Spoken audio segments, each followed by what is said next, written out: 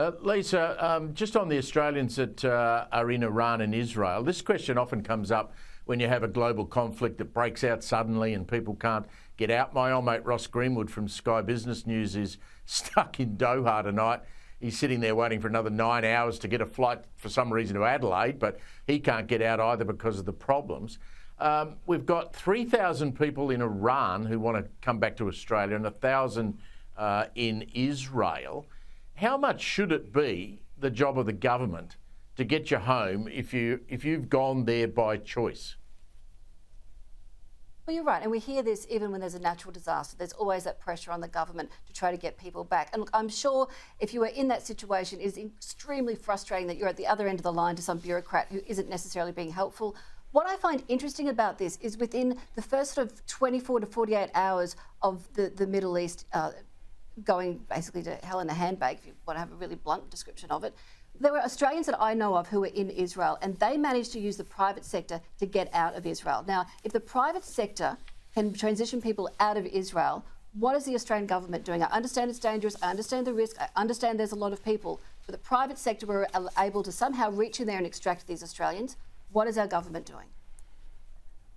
Yeah, I know people who got out that way. I mean, somehow they either got on a bus or they got their own private transport. They went over the border into Jordan. They managed, while Jordan airspace was open, to get on a plane and get to somewhere like Doha or to get back to Australia. You're right. I mean, people did get out.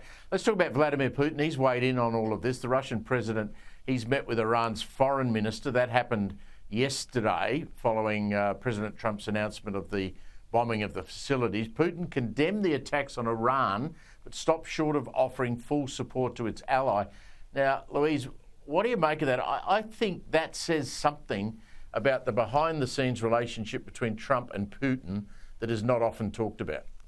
Yes, I wondered that myself, Steve, because Putin stopped short of actually offering troops on the ground or any kind of military action to support Iran, didn't he? Which I thought was very interesting. Although obviously Russia and Iran are sort of partners in destabilising the Middle East, it was interesting that he kept his powder dry in that way, and no doubt that they had a few shots of vodka while they're having a chat, and it's all about the optics as well. So Trump knows that these two have met and had a meeting and have done something to sort of solidify their relationship. But I also found it quite ironic that Putin would say Trump's action would cause sort of a nuclear war or nuclear disaster, when this is a man who obviously invaded the Ukraine, who arms Iran and, makes threats about nuclear weapons at any opportunity against the West. So I did find his comments a bit hypocritical, to say the least. But yeah, there's no doubt his relationship with Iran is strong, but for whatever reason, as you say, there's obviously some back-channeling going on with Trump as well.